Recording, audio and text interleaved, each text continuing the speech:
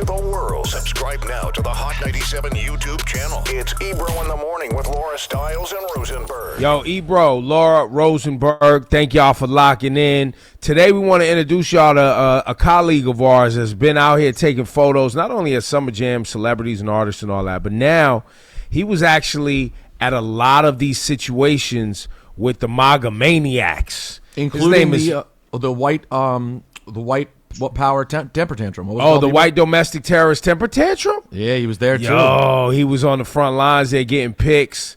One of those photographers that you see the MAGA maniacs trying to beef with. Not only the MAGA maniacs, but the Nazis. What are the other ones? They got MAGA maniacs, Nazis, white supremacists, Proud Boys. Mel D. Cole is his name. What's up, Mel? What's going on? What's going on, everybody? Thank you. This is a dream come true. I'm on Hot 97. What? Full circle, right? Full circle. Full circle. Yes. Well, thank you for having me. So, Mel, starting at the beginning with your photography, just so people understand what you were doing in the game to get you to the point where you are right now. How did you start out, just briefly? I started off with a disposable camera at SOV's, shooting a comment show back in 2002 when Electric Circus came out, and it was my favorite album. Next thing you know, I meet the Roots, I meet all different types of people, and shoot Summer Jam, shooting every concert. I've been working with Trey Songz. Shout out to Trey Songz. Kansas City Chitty game. I heard y'all talking about that a little earlier. Yeah, that's my brother. So just keep building, and next thing you know, COVID happens, and I'm shooting. End up shooting on the notorious January 6th, 2001 at the Capitol building. But even before Jan 6, had you been out to any of these Trump rallies to capture what was going on? And yeah, as a black man, I'm sure it had to cross your mind, like, yo, what am I doing? Well, and also, Mel, take us through the transition, because you started doing amazing stuff at all the Black Lives Matter protests over the summer. Yeah. And then how did the transition happen where you go, you know what, let me shoot this other thing going on? Well, yes. I take so when COVID happened, so I was shooting some, COVID stuff, concerts, music dried up, of course, and then George Floyd died, and I told myself that if something happened in my backyard, I was going to dedicate myself and my platform to telling the story, and I felt as a black man, I felt this was the right thing to do. So, I spent all summer shooting Black Lives Matter marches, rallies, you name it. Then the counter protests started happening from the Blue Lives Matter and the pro-Trump and the MAGA people and all that stuff. So I got fascinated with that, and I felt I needed to tell a complete story of exactly what was going on and what's happening. So, that turned into shooting election stuff, going to Donald Trump rallies, re-election stuff. And next thing you know, I'm in the belly of the beast, so to speak, literally 10 feet from Donald Trump. Mel, can you walk us through your process, though? Because I watched some clips of your IG interviews, and you had some really powerful pictures. I was scared for you. Okay, because, when we see all these crazy pro-Trump rallies, people hate reporters. And I noticed that you were very careful in the way you chose your words when you were interviewing people, and your goal was to get their story. So just kind of walk us through, your process and some of the people that surprised you the most. Yeah, so the process is literally to be anti-gotcha, journalism. It's literally to show, I want to show my followers on Instagram what these people really look and sound like, what they feel like, to show people that, they're humans, but also, here's a brother, a young 19-year-old kid that just got pepper sprayed in the eye twice, that he believes in Trump. He believes in what he believes in. So it's just really all about getting the story and then letting it live on Instagram and letting the discussions, happen. That's the process is just, just making sure that the story is trying to tell as complete story as possible. But by doing that, I'm sorry, Laura, I was going to say, did people as a result, because you weren't injecting yourself into it, did people, I noticed, as I've followed you forever, of course, and I noticed, there are people who don't know this guy and they're thinking he's down with MAGA. Yeah. The first time I posted some MAGA stuff, I lost like 3,000 followers. And then I had to explain to people like, yo, like this is, I got on my photojournalist hat today, Yeah, and you're I'm going to documenting. continue to wear this hat. Yeah, and I'm documenting. It's not that I believe in what they're saying. I don't. You know what I'm saying? This is me right here. But when I'm out there, I'm not out here like this. I'm out here just doing the job and just trying to keep it as biased as possible. And I'm also out there for educational purposes to learn. Being a black man coming from the hood, all that good stuff, and being a Democrat, it's not very often that I get a chance to go talk to a pro-white, pro-right organization such as the Proud Boys. Having conversations with them, I think is very important to also put myself out there so they can have a conversation with me. There's Now, full circle. you keep saying this word believe, which for some reason is hitting me right now. Because in politics, I think, many people are in a place of they look at politics like it's about belief. When really you're hiring someone to do a job of managing and passing laws that can help society function. It's not a religion. You know what I mean?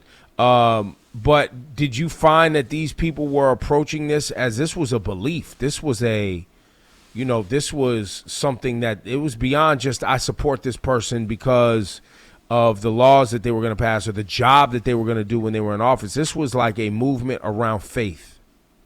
This was more or less how can I say, like a cult almost. It was almost like they looked at Michael Jackson. They almost looked at Donald Trump as Michael Jackson.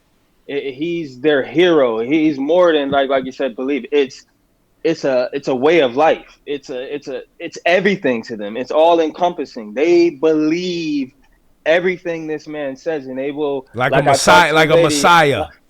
Yes. Yeah, I talked to a lady on the steps of the Capitol building. I'm 10 feet away from where they're trying to get into the building. I turned to her and I said, I asked her, I was like, why are you here? She said, I'm ready to die today. And I'll give up, basically, I'll give up everything, for my grandchildren, for this, for what I believe in. For America also was a big thing. They believe that they are the ultimate patriots. There's nothing that was going to stop them from getting into that building. And so were you ever able to unpack with anyone, like, can you detail what that is? Like, what is it that makes you a patriot versus someone else that lives in America? Or was there anything that made sense? Were they able to put thoughts together that actually made sense where you were like, oh, I see what you're saying? No, honestly, no.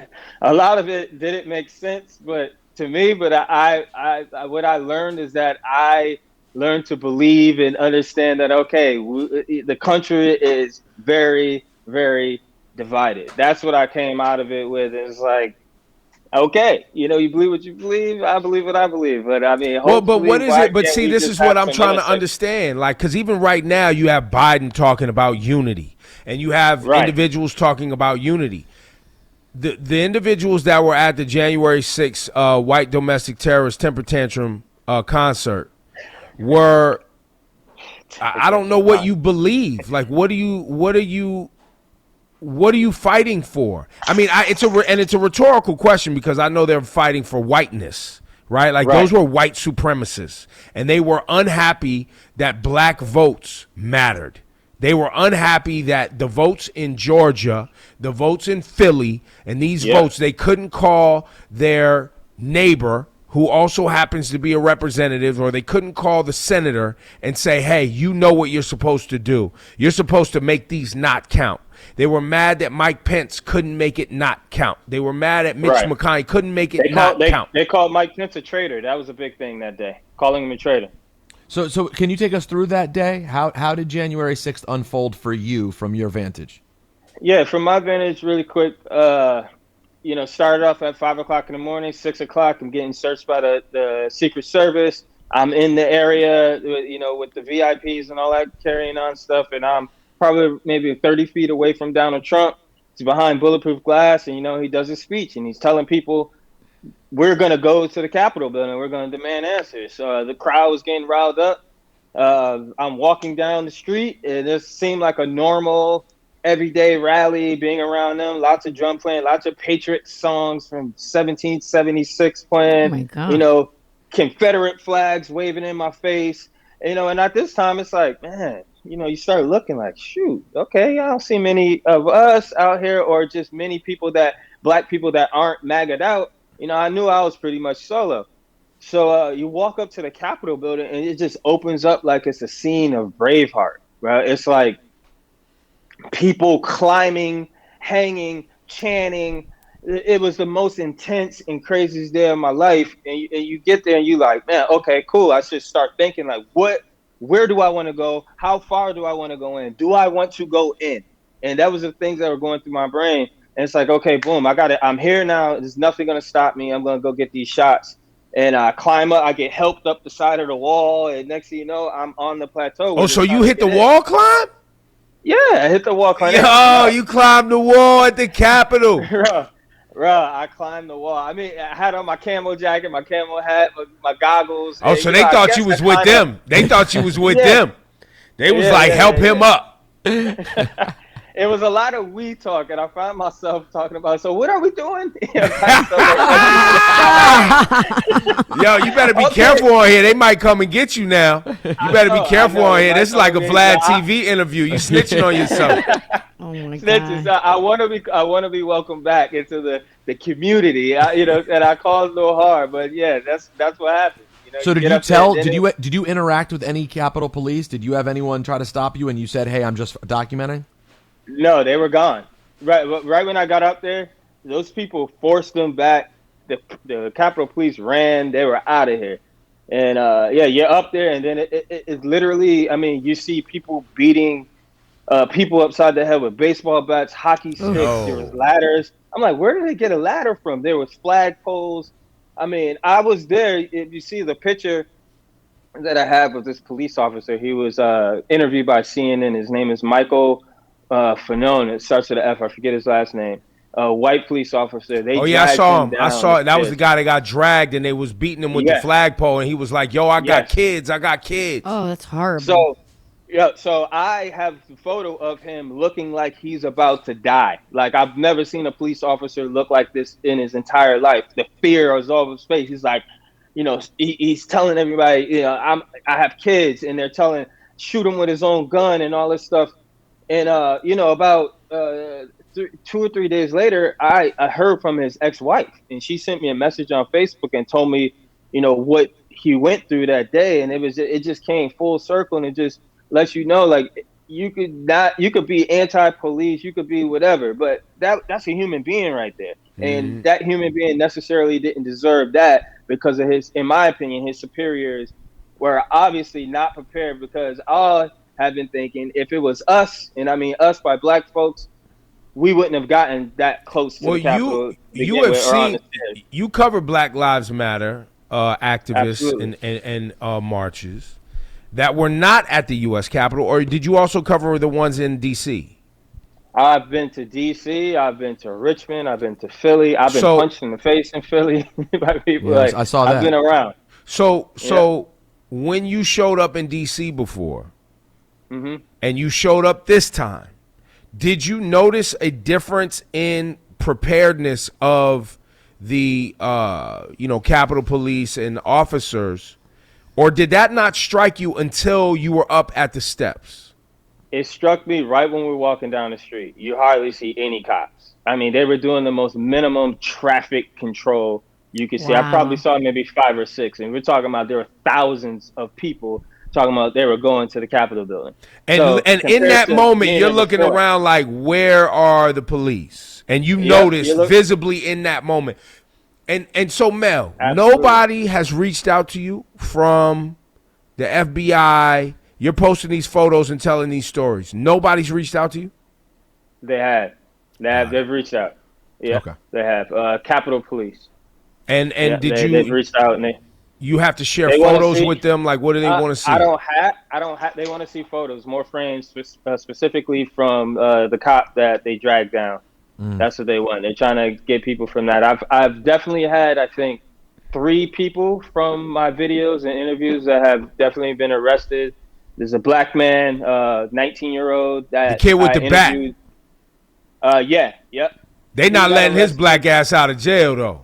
Nope, no special treatment for him. I mean, he literally told me like, "Hey, I just got sprayed the eye and I'm going back." You know, and didn't vote for Trump, but he was there for America. Mind blowing. That's like, even what? yo. Like, That's a different level Wow. of mind blowing. Tell us about the like- black Trump supporters that you were interviewing, because I remember I saw a clip of the interview, the kid with the big dreads, and he had the MAGA hat on Yes. top. Yes, I think I made him famous too. Yeah, because that photo kept getting taken down from Instagram for some reason, right? Yep. Three times it got taken down from Instagram. But yeah, I think, I don't know. Instagram must have put some crazy algorithms in that day, because it wasn't just me. It was a lot of photographers and videographers from the day. Their work were getting taken down. They publicly apologized, and then next thing you know, the posts start trickling back up. But yeah, that guy that I spoke to, I saw him walking down the street, and immediately I was just fascinated by him, because he looked like, to be frank, like he was a SoundCloud rapper, or if not a SoundCloud rapper, he looked like, he might do poetry and burn nine choppers and listen to some of the same music that I listen to. Snap, Ashe. Right. So, I walked in and I was just like, hey, let me take a photo of you. He was like, cool, no problem. Took photos. Then I walked away because I'm just focused on getting to the Capitol building. Light bulb went off on top of my head. I was like, man, I got to go talk to this guy. Found him, walked back, and just started talking to him. And again, he blew my mind. He's from Princess George County, which is where black folks live around D.C. And I asked him straight up, I was like, you wear that hat around folks? Like, no problem. I was like, yeah, it's all good. I was like, man. Yeah, that part of the video like, really was crazy. Folks.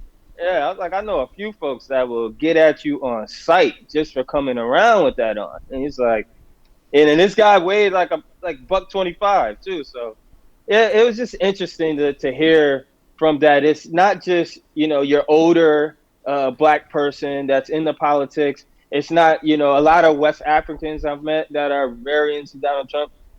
It's also your average black kid that 19 years old, 20 years old, that are into him. I don't understand what the appeal. I'm trying to figure out what the appeal would be, because if you're a white supremacist, I get it. He's the candidate for you.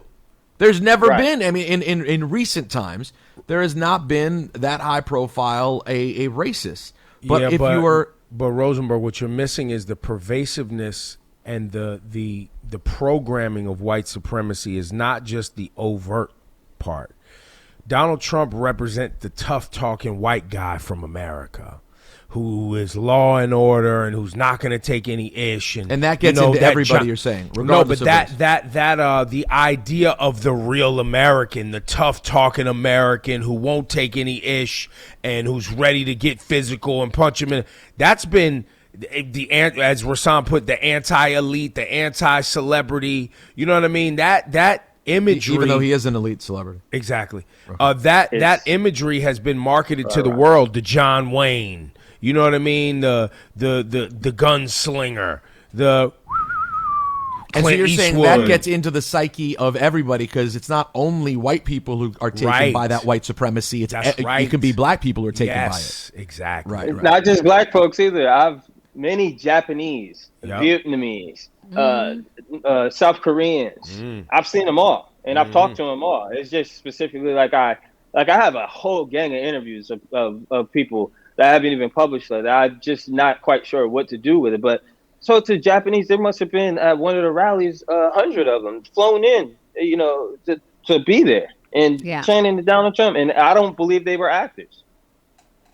Well, no, but they could have been. Now, you said they were flown in, so they could have been paid to be there, but not necessarily actors. And there could have been, and there's a lot of organizations throughout the country that receive, whether it be tax kickbacks for their nonprofit, you know what I mean, or religious loopholes that they get flown in because they're a part of these organizations. That's another thing too. But just so you know, Ebro, my homegirl who lives in Tokyo, she said that there was actually a little Trump parade that was happening. Japanese folks with Trump flags, and she was like mind blown. She was like, "Look at this!" It was on the internet. Right. They had their own little parade praising Trump. Had nothing to do with Japan, remember, but they were like, I was in Orlando and I stopped by that Southeast Asians for Trump parade. Yeah. Right. It's Listen, Jews. Jews for Trump is the Hasidic Jews. I talked to a Hasidic Jewish man with a Confederate flag T-shirt on at a Donald Trump rally. Mind blown. I was like, Well, what? they What? missed the memo that the white supremacists don't like them really either. They missed the memo. They but forgot there are about some- the there Jews are- will not replace us chants. Nah, they don't care about that. They care about I'm telling y'all, they care about black people not mattering. That's what they care about. That's what unites Yep, these that's people. what brings Yes. everybody together. Yes, it's that. Yeah, it's it's bugged out. anti-gay. That conservative. The gender roles need to be. Women belong in the kitchen. It's that mentality also. Well, and then you got the gays for Trump too. well, and Oh, then yeah, I've what seen about that. the how much of it out there was the whole killing babies and the pedophilia and all of that stuff?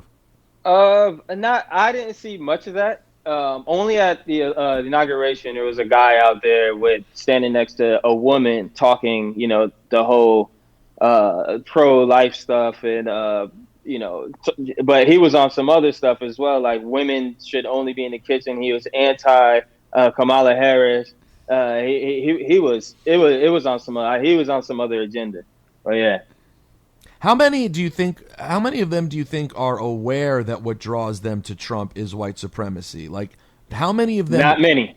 Not No, many, they're in right? denial. It's They're- so No. deep In inside denial. they don't even see it. No, and I always say this too, like that, like, because when I'm there, like, I gotta say it, like, I hardly have any problems, and some of these people, I feel like warmth and there's love in them, but I don't think that they realize, and they're blindly following that. What is going on is totally against, what I'm saying, me.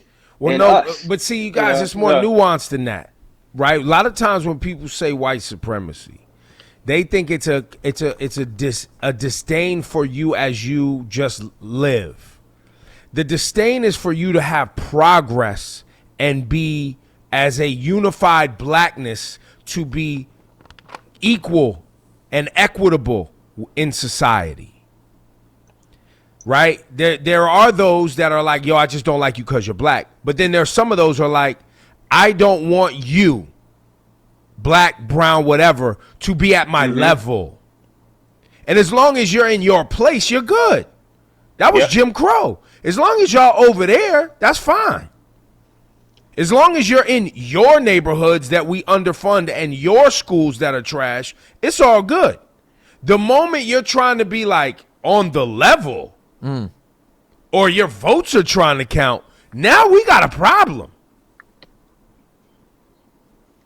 You see what I'm saying? Agree. Yeah, I agree. So it's not on site like, I see you and I dislike you. It's more nuanced and pervasive and actually sinister and subconscious because it's embedded in society. It's in the programming. Now, Mel, on a different note, Yes, sir. you have a book out as well. I do. It's called Great Photographs of Hip Hop, 2002, 2009. It's available on Amazon.com. Or if you want to buy it directly from moi, you could go to gethaymaker.com. I'm getting that right now. Yeah, support Please do. Mel Please D. do. Cole. There's some, definitely some footage in it, some captures from Summer Jam, and yeah, it's crazy. Summer Jam. I need to buy some photos from you or something and like frame them like you have them in your house behind you. I need some of that. Yeah, please do. I got a shop, Meldcole.store. Ooh, boom. Nice. You can find everything on your Instagram, correct? Yeah, Instagram at Meldcole. And- Meldcole on every single app there is in the world. It's MySpace, Black Planet. I saw that people were donating money to support, to support you by buying equipment, lenses. Like they just wanted to make sure that you were fully equipped to go out there and document. Yeah. Shout out to the people that donated. I got about $8,000 on the 7th. I went on Instagram Live that day, and basically, a short story. Like I needed to release. I kept telling everybody that I was good. Everybody kept saying, "Be safe, get out of there," all that stuff. And I just felt like I wanted to cry on the 7th. And mental health has never been, an issue with me, but something inside of me was like, I just need to get all this hate out. Right. So I went on Instagram Live. I started dancing and all this stuff, put on some Anderson .Paak, And basically, long story short, I had a breakdown, and from everything was going on, and a lot of it just came. Also, just I just felt like a release. Everyone was just showing me so much love, and then someone was like, "Yo, what's your Cash App?"